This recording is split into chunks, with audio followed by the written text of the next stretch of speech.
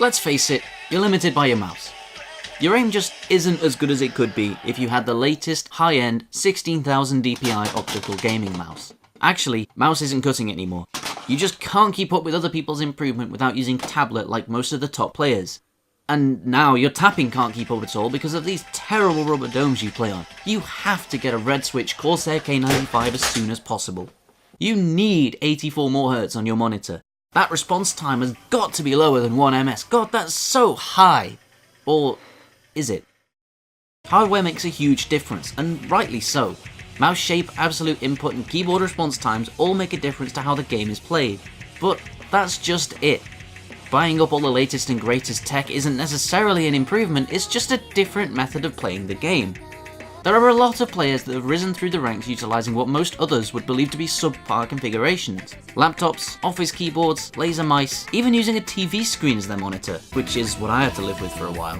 Some very notable players have done some very notable things, and likely on less advanced tech than the average low-end setup. A good example of this is Ekoro, who you might recognise as the mapper of Everything Will Freeze.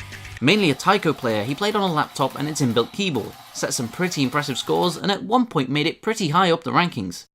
Playing standard on the side with a generic $5 office mouse, he set some of the most impressive, easy and flashlight scores in the game. Could he be even better if he used a tablet? Could he be even faster or more accurate on a mechanical keyboard? Could 144Hz help him to read more comfortably? Maybe. Who knows? The setup Ekoro plays on is the one he's used to. It's natural. There's definitely something to be said about playing with what feels natural. You'll always want to gravitate towards whatever it is that makes you feel comfort or confidence, and it's this confidence in your inputs being as intended that really helps you to stop thinking about them and start thinking about the things to do with the game that actually matter. Spending less time trying to predict how your mouse will move your cursor means you can spend more time thinking about where your cursor needs to be and when it needs to be there.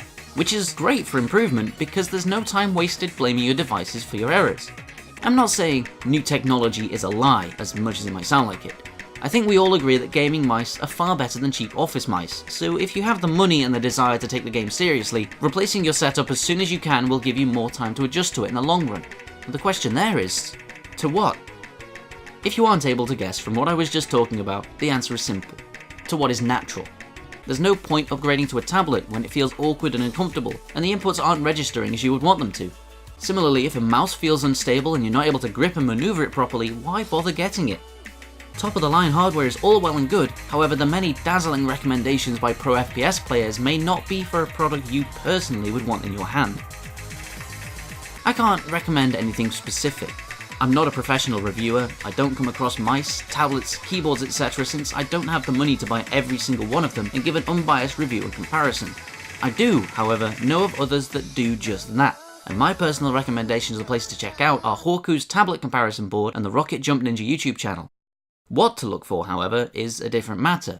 For mice, I'll be echoing what is written by Rocket Jump Ninja. Mouse sensors are all so similar in performance these days that the most important thing is finding the most comfortable shape for you.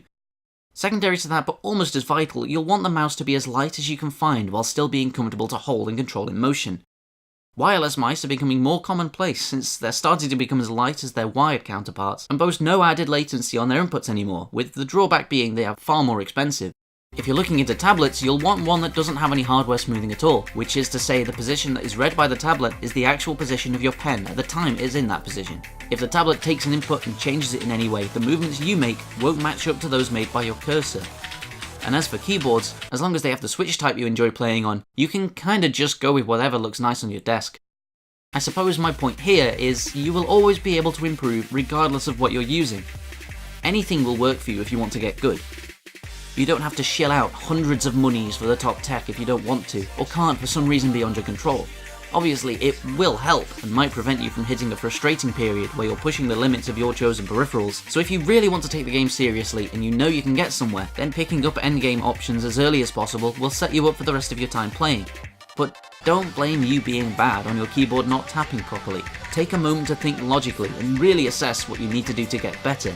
Chances are it was mostly human error rather than poor input processing. And every so often, take an extra moment to remember those oh so important words. Please enjoy your game. Oh, and as a short afterword, I'm releasing a Patreon as of the release of this video, link in the description.